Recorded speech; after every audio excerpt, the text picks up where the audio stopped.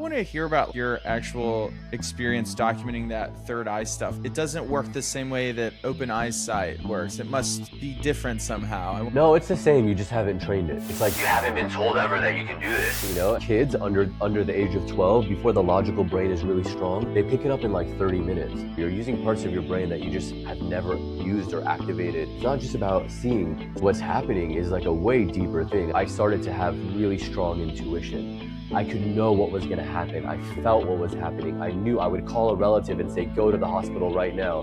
And on the way, they'd have a heart attack. It's really an intuition training. And a side effect of that is that, you actually start to see things beyond the eyes.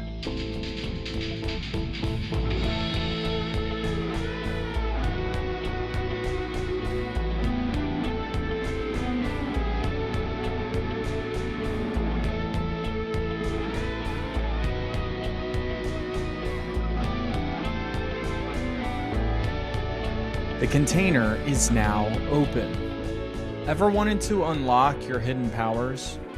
Whom amongst us wouldn't want to be able to see while blindfolded or even peer into the future? Well, our guest today has seen it done and has done it himself. But he might also tell you that the path of non-duality might be the best of all. Frank Elaridi began his career as an Emmy award-winning journalist covering everything from forest fires to celebrities. But then he struck out on his own to spread the story of mysterious practitioners who are able to see with their third eye. That began an odyssey into the strange world of these spiritual powers, where he ended up becoming a healer himself. Today, his podcast, quite frankly, gets millions of downloads. And as an energy healer, he helps people with everything from physical problems to mental, emotional, and relationship issues. This is a really fascinating discussion. He's just really fun to talk to. But before we get into it, I've got to give a shout out to our patrons. They went to patreon.com/thecontainer and they made a commitment to give small monthly donations every month. That support means so much to the container. Other ways you can support the show: if you're watching this on YouTube, leave a comment below and make sure to like and subscribe. If you're listening to this on Spotify or Apple Podcasts, just go ahead, give it a 5-star rating and review. That really helps us with the algorithm, the all-powerful, all-seeing, all-knowing algorithm that determines the outcome of all of our lives now. Thank you to everyone who gives us support. It really means a lot to the show. And with that, it's time for our conversation with Frank Elaridi. I do want to begin here with, while we have you on wax right now, recording, you have such a fascinating origin story, because your professional life began in broadcast television. And as we were talking about before hitting record, like, just from my earliest childhood watching TV, it's like, wow, this is this glowing, fascinating world. And it's like the hub of Western civilization in my mind, you know? Yeah. And that you come from there. So yeah, I would really like to just hear about that experience. You know, you're right. Cause like, I remember when I first started working there, the first like big anchor that I worked with was Diane Sawyer.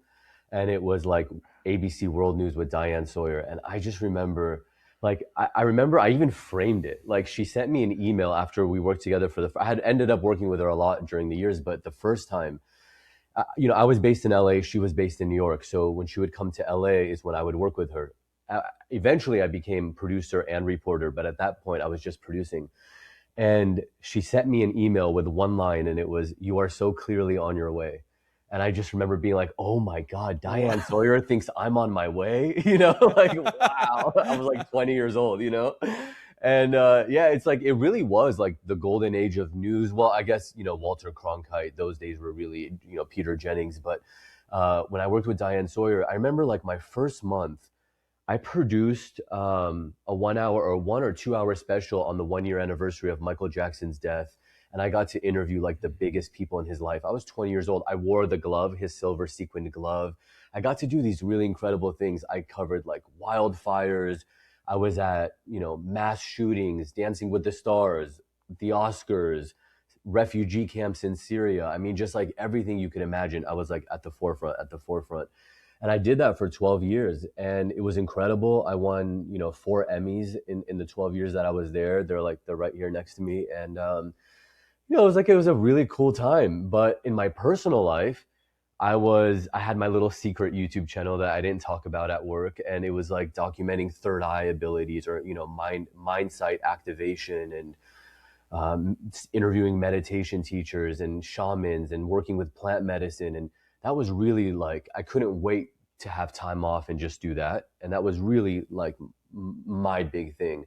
And at the time, the biggest thing was that I would learn a lot from like Wayne Dyer, and I got to meet him in person and work with him, and like Louise Hay from Hay House and Deepak Chopra, and like those whoever was big at that time. And yeah, it was like that was the thing that was really fueling me. But I always thought like, okay, this is my secret life. Like that's not something I can talk about. Even my own psychic abilities, like that wasn't things I would talk about. But in my personal life, I would. Like I told my dad, your dad is gonna die tomorrow, and I was like 12, and he died the next day. I Mm. told my neighbor when she was pregnant. I would tell my teachers things, but it was very much like low key. Mm-hmm. And then in my professional life, I was like on camera. You'd see me like backstage at Dancing with the Stars. But the whole thing really, even though it was fun, I always felt like very detached from it. Like I remember people would be like, whoa, you got to interview Miley Cyrus or whatever. And I'd be like, oh yeah, I guess I did. Like it was never that exciting for me, except for in the moment, it was a lot of fun, but it wasn't like that wow of a thing for me. Mm-hmm. I kind of just floated Whoa. through it.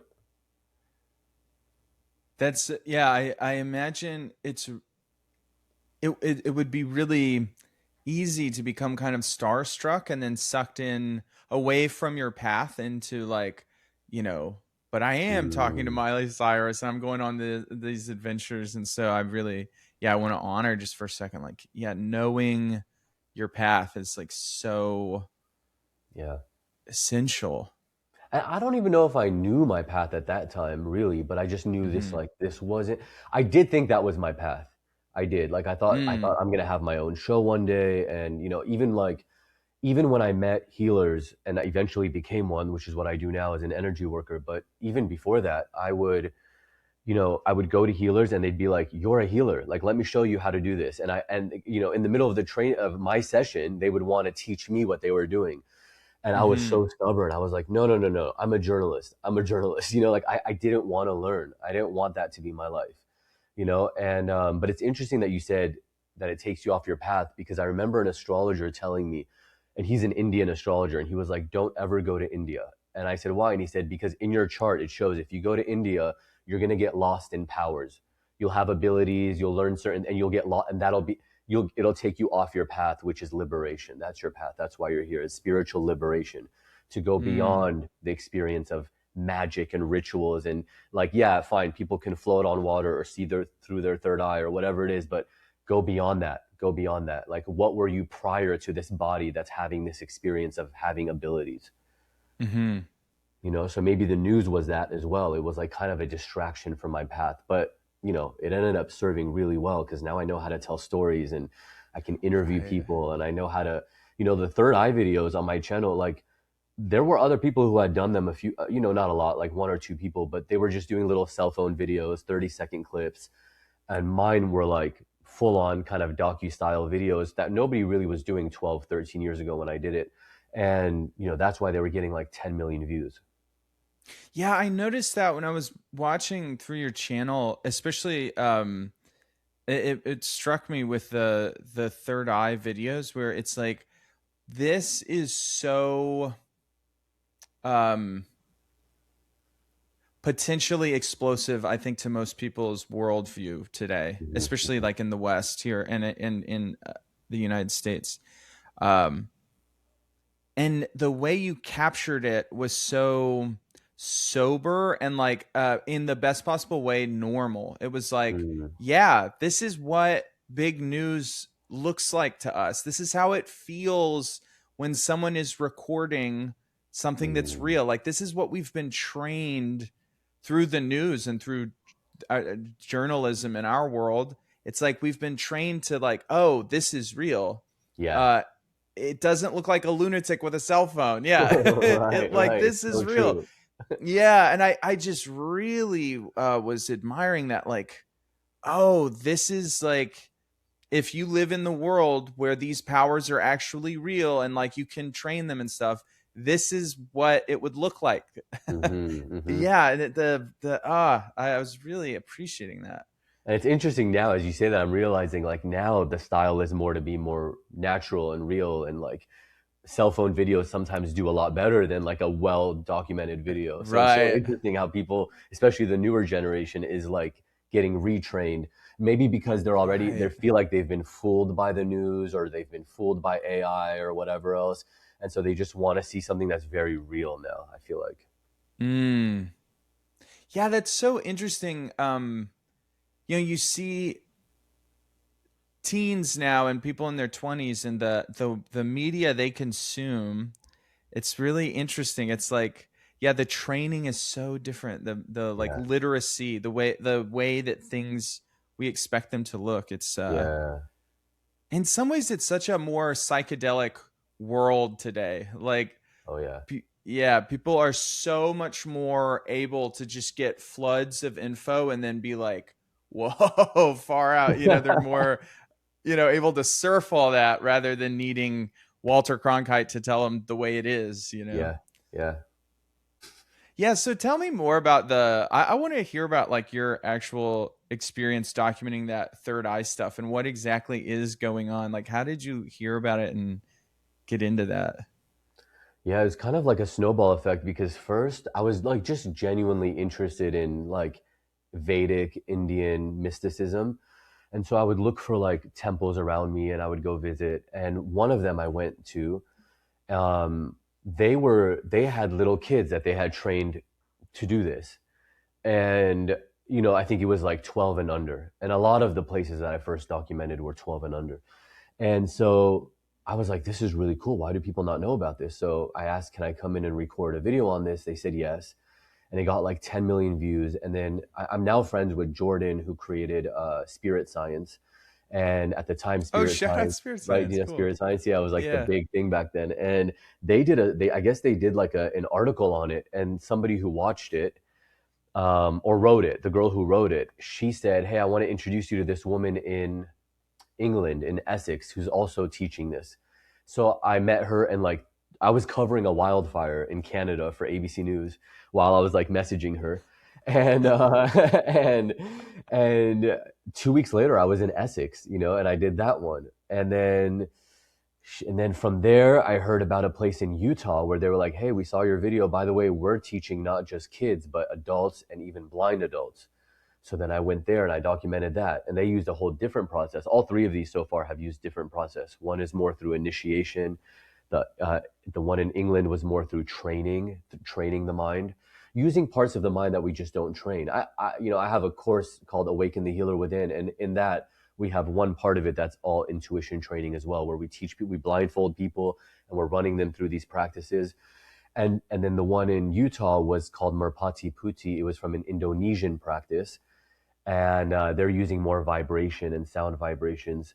And then from there, I flew to Germany where I learned it myself, and that's where they were teaching also kids, adults, blind people, everybody together. And yeah, it was kind of like just one led to the next, and it was really incredible because you know, like a lot of people thought like there was a lot of people that were really interested, but maybe they thought it was a hoax or like how could this be real? Or there would be like certain magicians who have disproved it. But just because a magician can prove that you can do this, uh, through false pretenses, it doesn't mean that people can't do it through real pretenses. It just means that Right. you're proving that it can be a gimmick as well. And I'm sure there is some of that. But what I was seeing was so real. I mean, we would have blind people driving cars or go-karts, or I mean 100% legally blind. They would have cards from like in Europe. I don't know if they do that here, but they have cards that they give you that's like a license basically for a blind person to say this person is legally blind.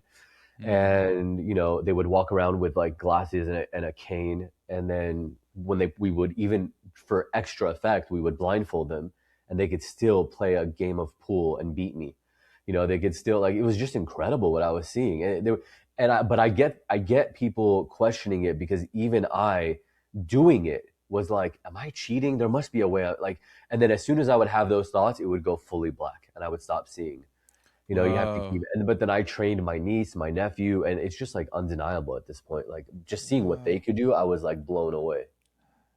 What is the experience like? I'm imagining, for some reason my brain is trying to find it's like, doesn't work the same way that open eyesight works. It must be different somehow. I wonder. Yeah.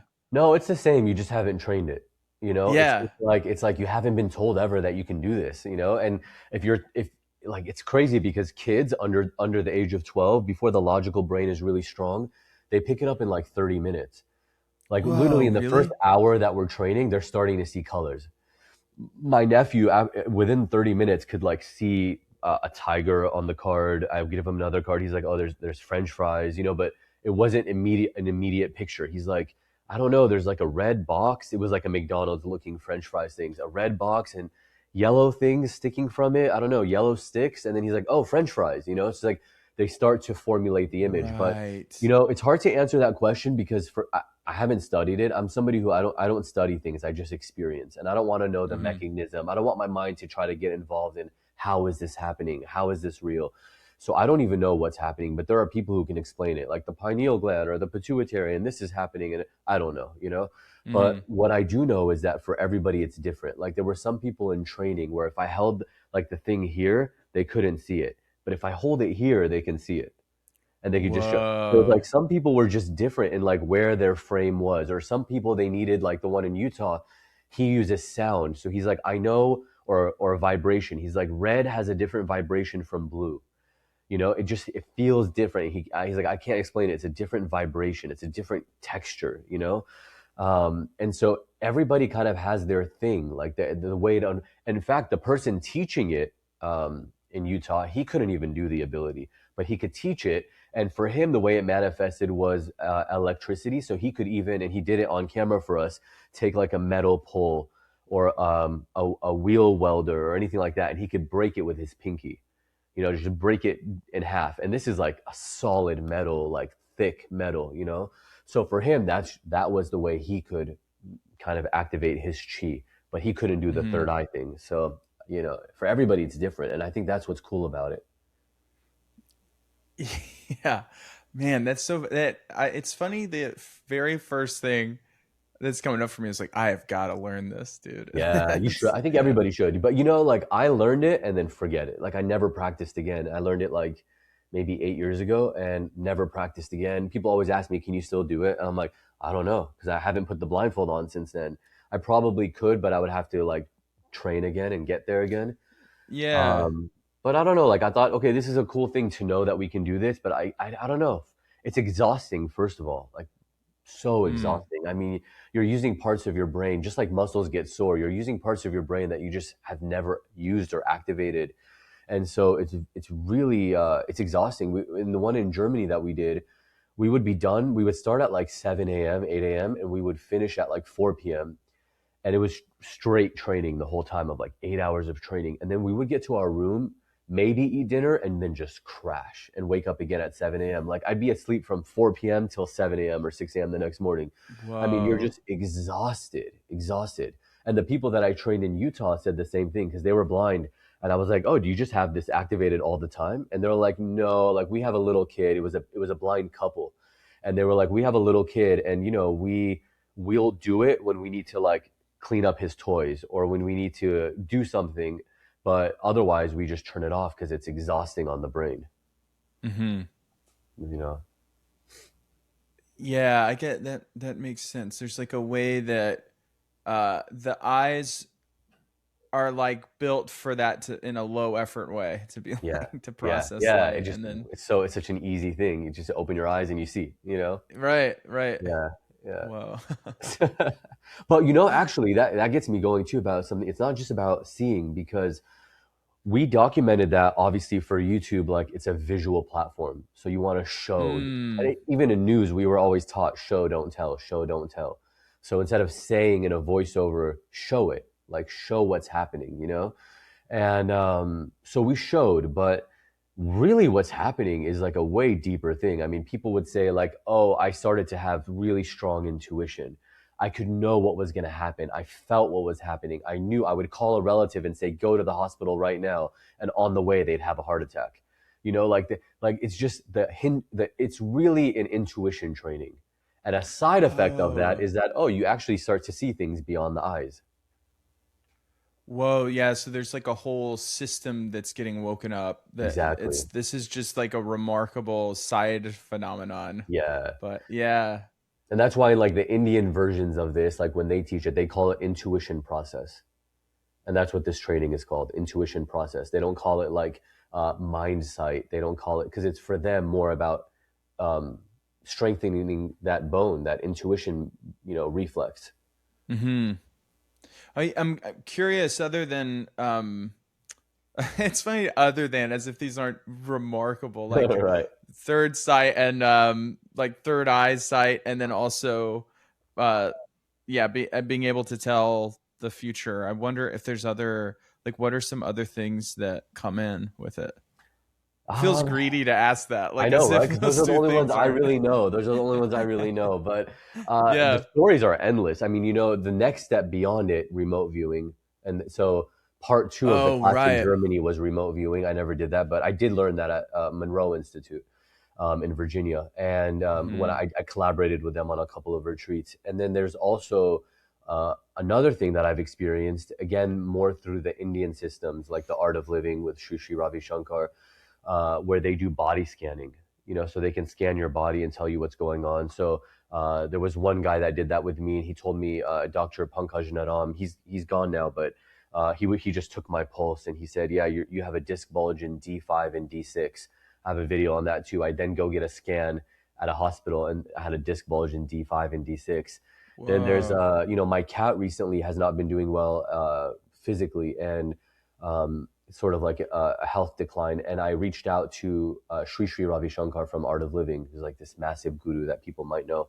And his like right hand man in the U.S. He God, what was I? I can't remember the guy's name, but it was a guy who does body scanning. He sent me to him, and he said, have him do a scan on your cat, and he did, and he didn't even see my cat. It was just all remote, and he said, does she have a lot of fluid in her chest? And I said, yeah, she has like that's what it is. It's heart is not pumping, and so there's fluid going throughout the body. And he said, yeah, it's from a past life when she drowned, and she needs to clear that karma now. So she's going through that kind of drowning process now.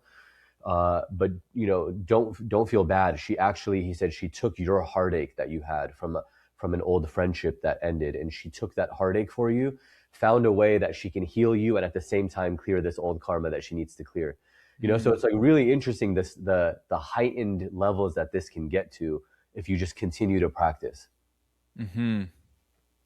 There's almost this fear that comes up in me of like, do I want to know the future? Like how Yeah, I kind of like almost wanting someone else to know that, and when I have a specific question going to right. them, but like I don't know if I want to know quite I know what you mean, and there everything. is fear around it. Like there's actually one guy, and he's in Texas. We've actually become friends. He was like a YouTube follower, one of my early like YouTube followers. There's only probably two, I would say, that reached out about the third eye thing directly on like Insta. I mean, thousands have at this point, but I mean like two that I actually ended up becoming friends with in real life.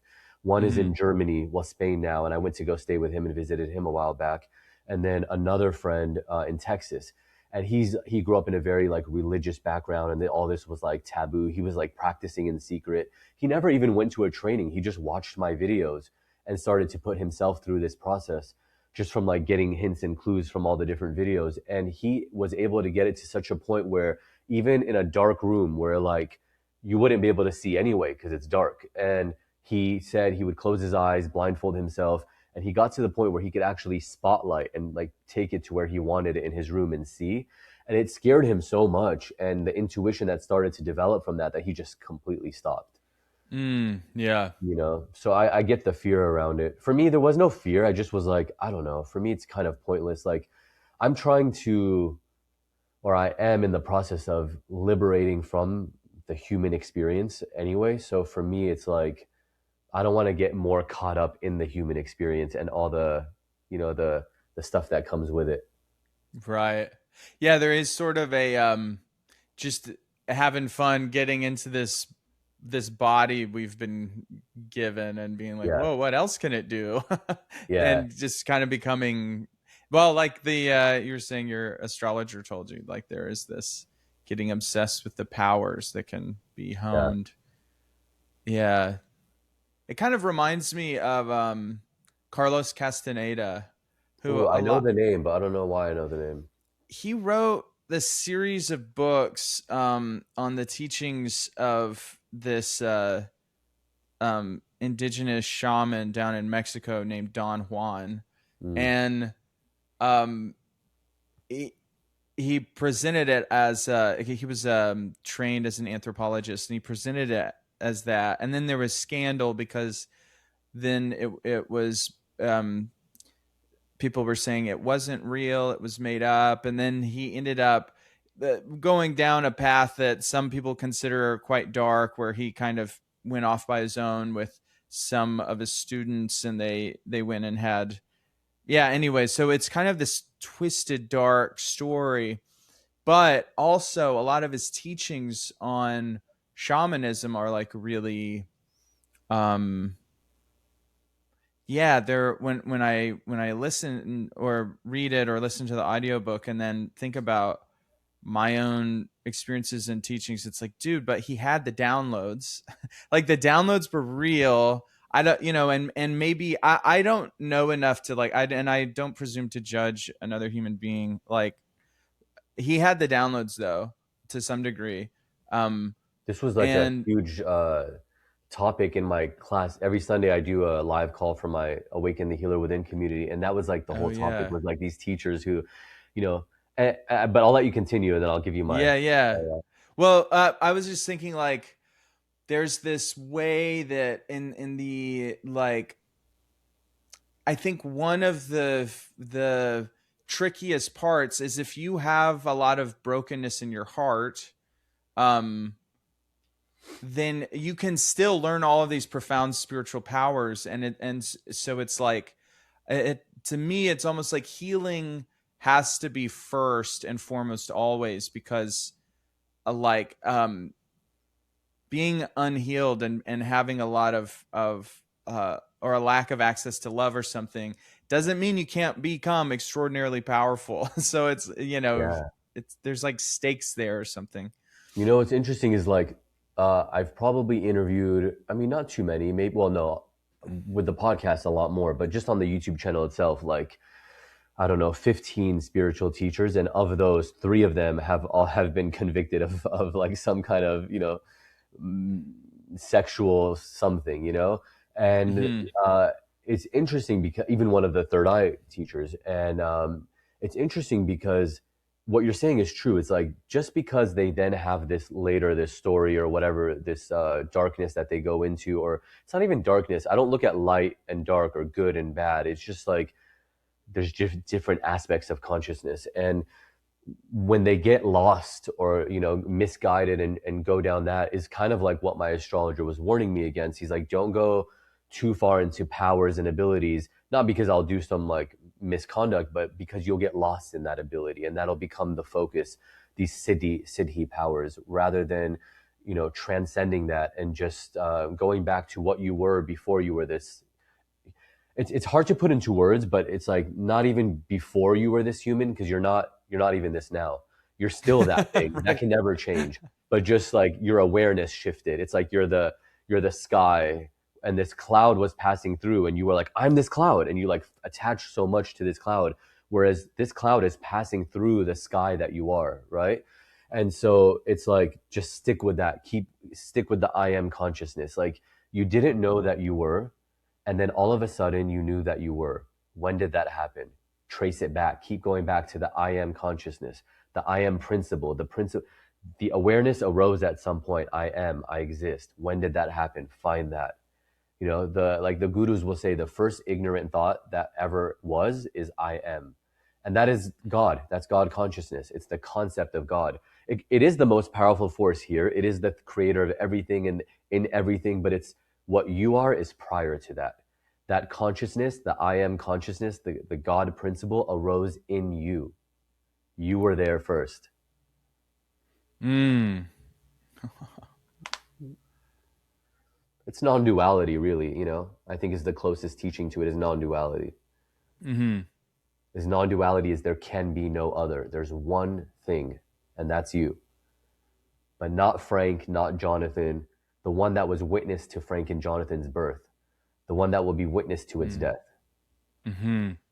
Like the biggest sin a person can commit against himself is to think I'm this vegetable, this corpse. Mm-hmm. Yeah, I notice just as I'm listening to you and dropping into that wisdom you're bringing, there's this sort of letting go into knowing what you're saying. There's almost like yeah, like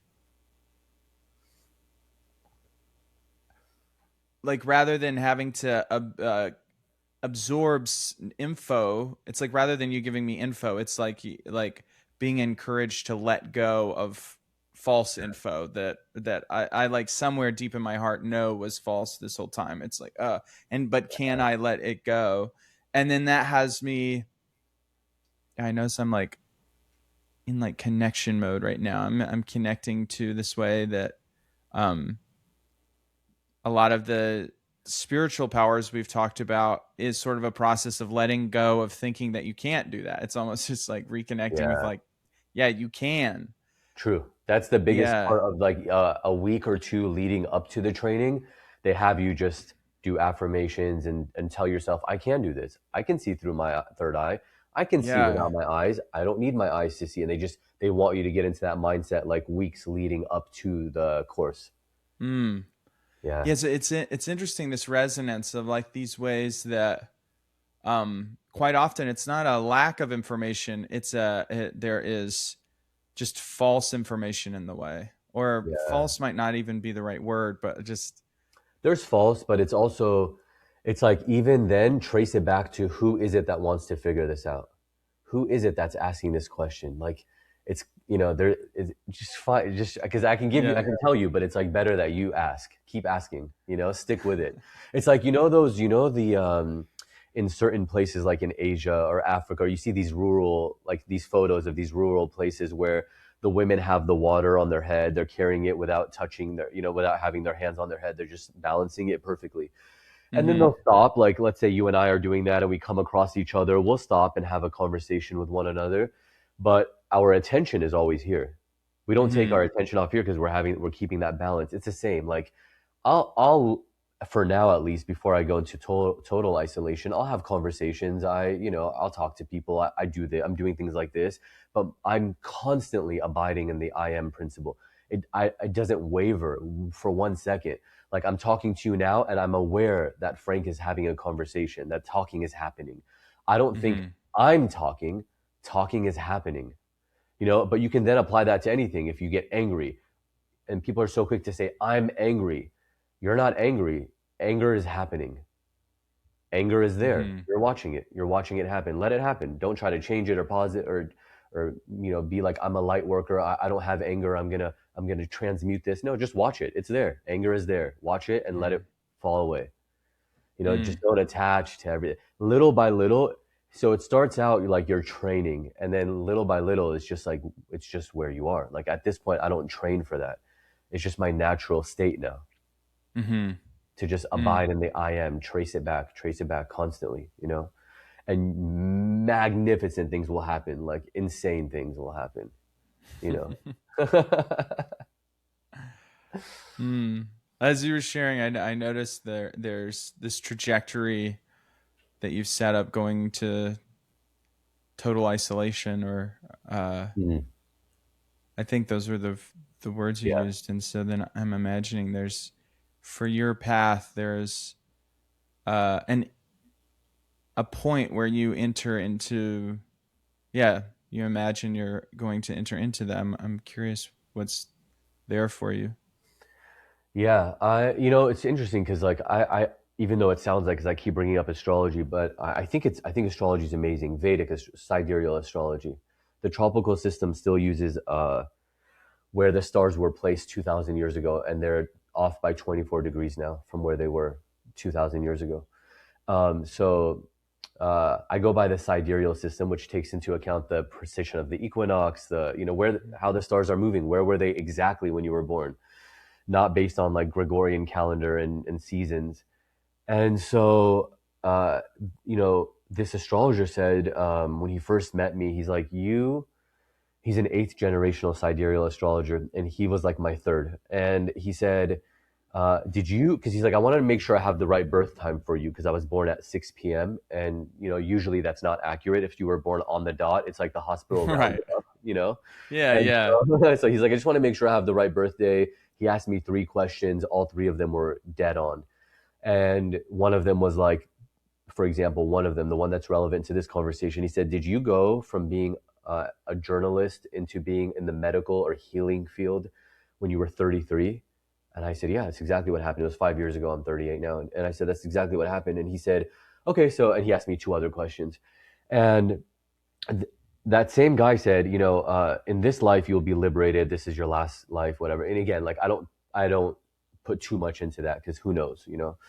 Other astrologers will say there's no way a person can tell you that. And so he said, in the year 2042 is the year that you'll go into full isolation and then go into liberation. And he's like, and so 2042 is when you'll just give up everything. You'll have made wealth, you'll have had fame, everything, and you'll give it all up and go live in isolation.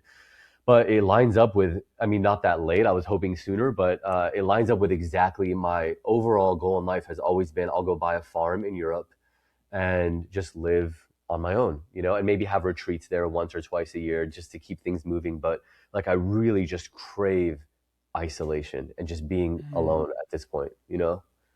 Mm-hmm. Even now, like I live in the Hollywood Hills. I love my place. It's an amazing condo. Like there, even though I'm in Hollywood, there's like coyotes and deer and rattlesnakes and owls and eagles. It's just an amazing place. I love it. I take walks constantly, but I don't like really leave. We have like saunas here in this little gated community, saunas and pools, and you feel like you're in Italy. I just love it. And I like go to the gym and the grocery store. And I think like other than that, I mean, I'm home, and like all my Mm-hmm. friends know, they're like, yeah, like they've kind of given up at this point of like trying to get me to do things.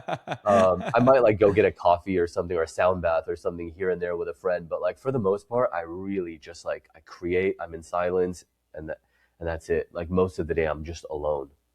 Mm-hmm. Yeah, Mm. I think that was your question, maybe, right? Like isolation. Yeah. Yeah, Yeah. It's beautiful. It's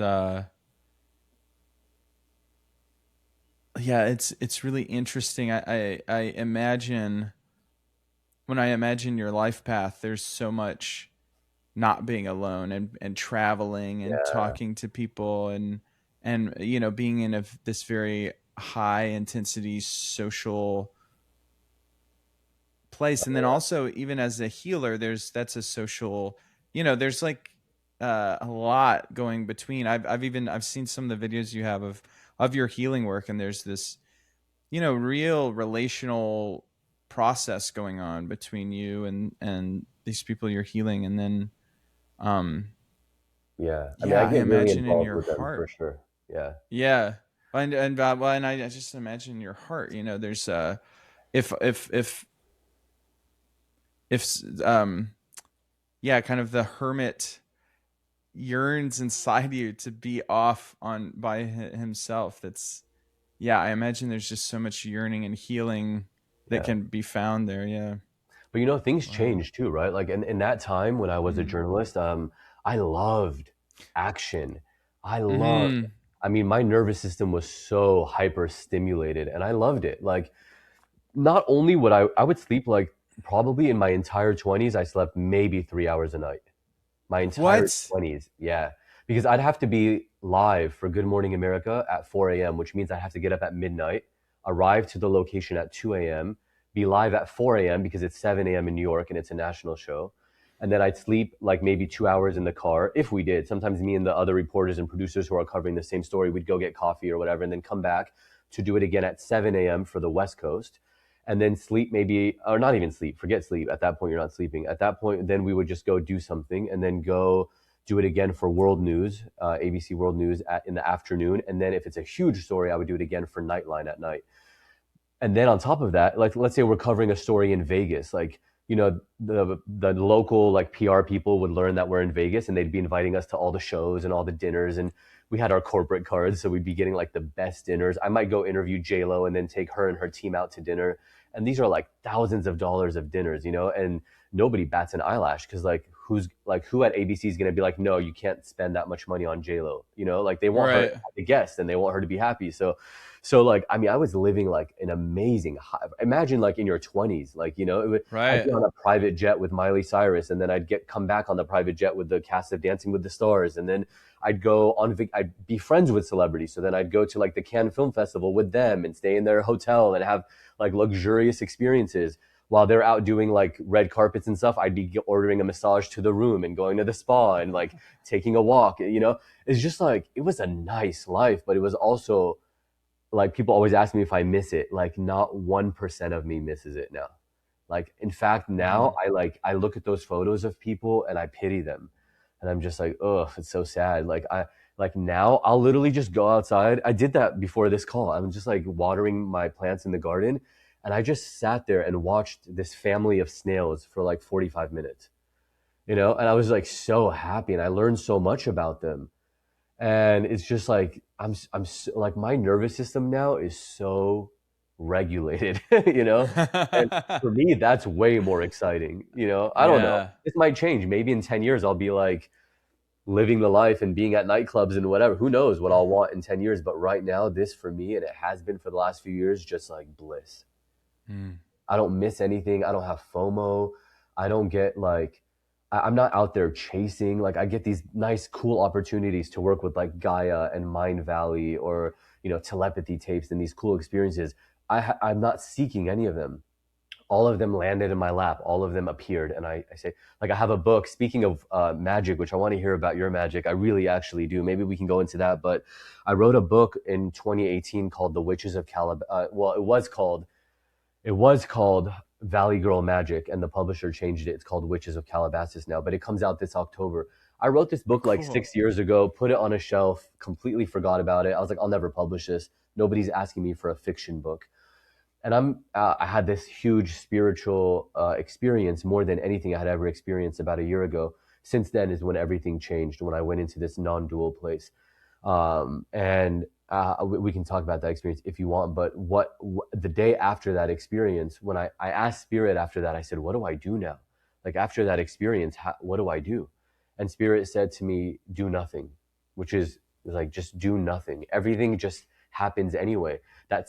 Literally what it told me was the same consciousness that turned you from a 6-year-old to a 38-year-old and grew your organs and breathed and did everything. You didn't consciously do any of that. You had no participation, and you think you have a participation with everything happening in the outer world, but you don't. It's just happening. And your mind is putting a commentary on everything. So you think that there's some involvement, but there's not. And so when it told me that, I was like, okay. And so I just did nothing. And the next day, Macmillan, one of the biggest publishers in the world, agreed to publish my book. And it was them that reached out through a Hollywood producer friend of mine who had read my book 8 years ago.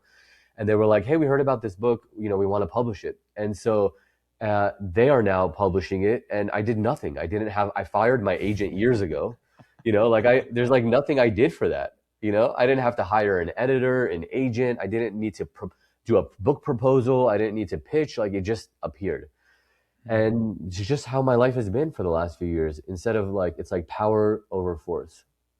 Mm. A lot Mhm. of people know like Power versus Force, David Hawking's book. But yeah, it's like, it's just that power now is fueling life.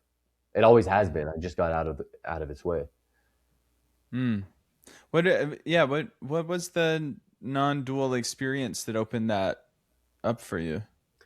Yeah. So for me, it was that I stopped meditating now about a year and a half ago, maybe. Yeah. But at that point, it was probably like 6 months ago, or 6 months Hmm. prior. I had stopped. I mean, I was doing 2 hours a day of Kriya yoga. I was meditating. I mean, just the whole thing.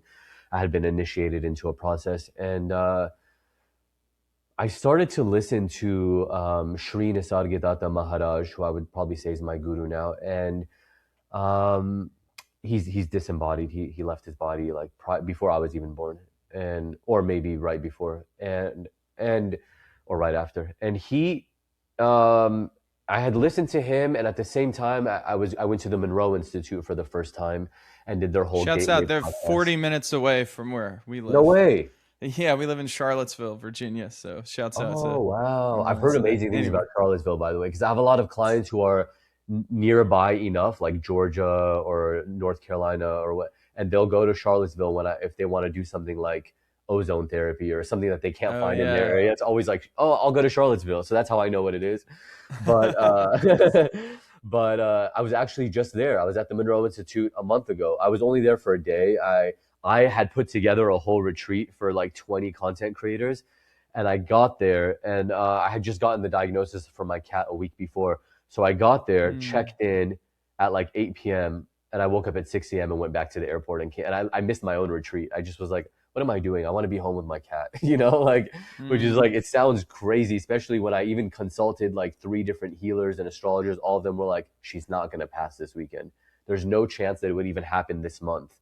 Like you're good for the next 30 days. And I still just was like, but I want to be there, and I left. But Mm. my point is though, the first time, and next time I'll go, I'll hit you up. But the first time I was there, I had this massive experience where I had never heard the word Elohim. I didn't even know what that was. Now I Mm. know what it is. I feel like you would know what it is.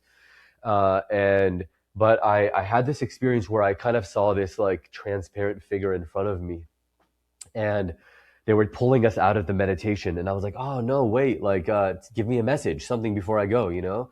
And they said, just tap here 3 times when you need us. And I said, okay. And then they said, and I said, what's your name? And all of a sudden, there was like thousands of hands touching my head, thousands, not my real head, but in this vision, just thousands of head. And I just heard Elohim, Elohim, Elohim, Elohim. And then it got louder and louder and faster. Elohim, Elohim, Elohim. So when we do group shares in between these sessions, and I told them about this, and like 3 people out of the 15, it was a small group, they were like, oh, you need to look up what that is. That's like a big term, in like in not only in the Hebrew Bible, but prior to that. Like the Hebrew Bible actually took that word from, I think it was the Sumerians or the Chaldeans, somebody prior that had already been using that word for multiple gods, and then they turned it into the word for the one God. And so that experience happened, and for some reason, so that's why I kind of attributed this experience to them. But I actually, now the more I sit with it, I don't think it was them. I think it was something else. But I was in my room. I had stopped meditating months before, but I'm sitting there in front of my altar, and I was just sitting there kind of like winding down before bed. I closed my eyes, and I got so tired that I put my head, like my forehead just fell to the ground, almost like it was so heavy that it just needed to. And the second my forehead touched the ground, I lost all body awareness. All body awareness. I mean, there was no more awareness of a body. And I started to see fractals. And I say, like, I've done probably 20 to 30 ayahuasca ceremonies, and I stopped like 6 years ago, but I never ever had seen visuals. And I actually, even now, I don't see visuals. I didn't even know until a year ago that people actually can visualize. I Mm. thought like when you're meditating and they say you're on the beach or whatever, I thought they were just saying like feel what that would be like. I didn't know people could actually do that. So like if you say close your eyes, see your mom, I can't do that. But I think that's why I'm claircognizant, and I also think that that's why I don't replay memories, and it's actually really helps me be present because I don't dwell on things that happen. I could get in a massive fight with a friend or have a beautiful relationship with somebody. I will never have that visual again of it. I can remember, I know it happened. I can tell you what happened. I can say what happened, but I don't have a visual of it. I don't replay things. Mm. And so even on ayahuasca, never saw a visual. In this moment, all of a sudden, fractals all around, and like a kaleidoscope, like when you look into a kaleidoscope. And one of them, I remember I almost was like, I felt like I was just getting sucked into it. And I go into it, and all of a sudden I heard, "Hello, my son."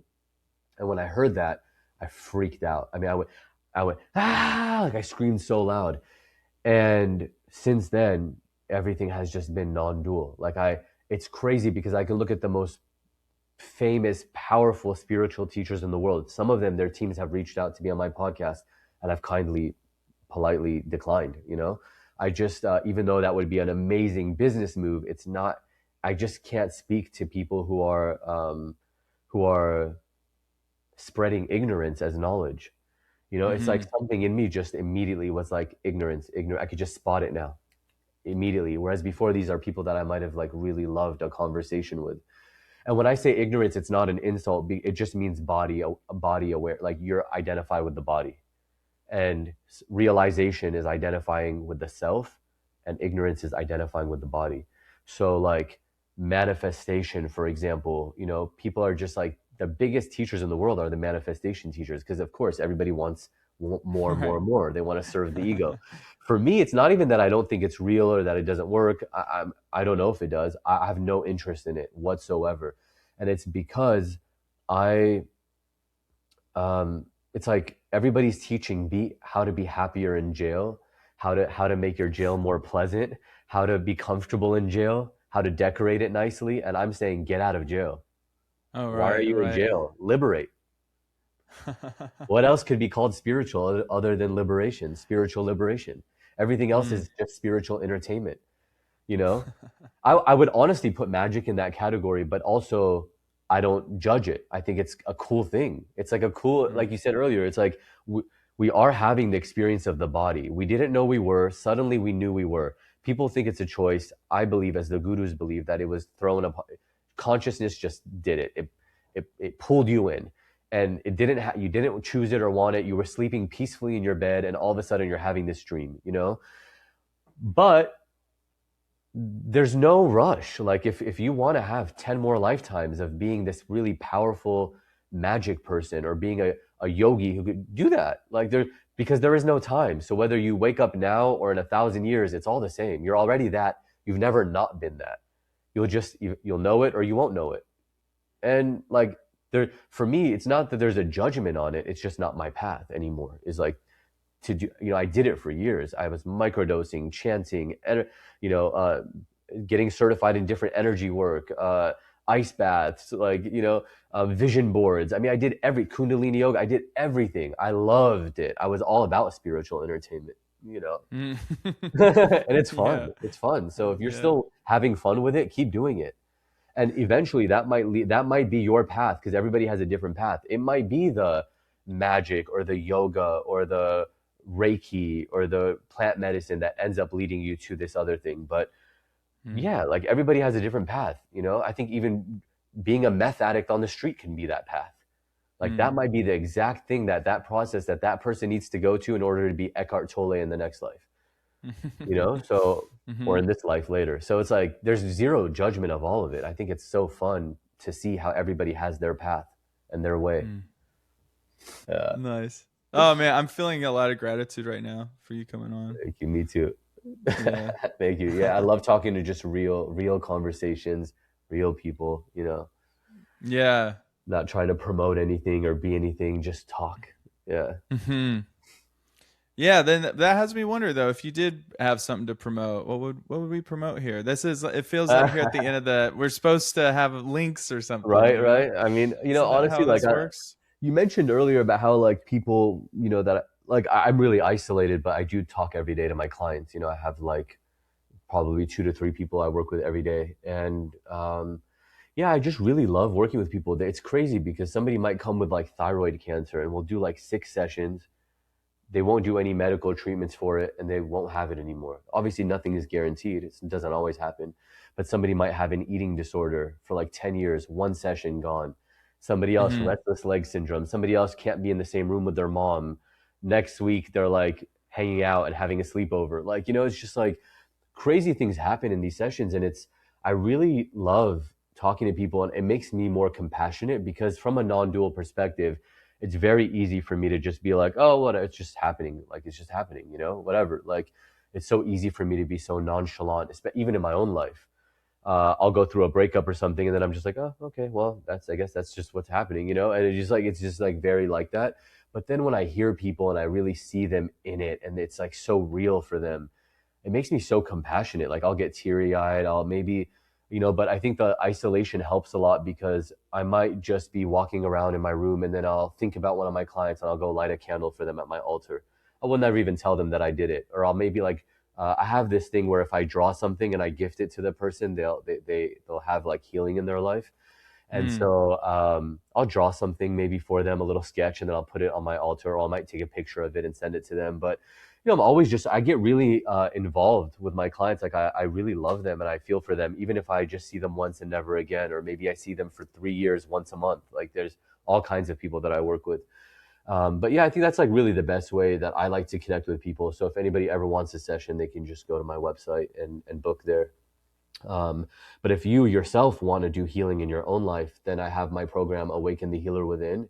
And that's where we just have this incredible conscious community of, I shot 45 videos. There's 9 modules of like the first step, intuition, heightening your intuition, how to muscle test to get answers to everything and use your body as a pendulum.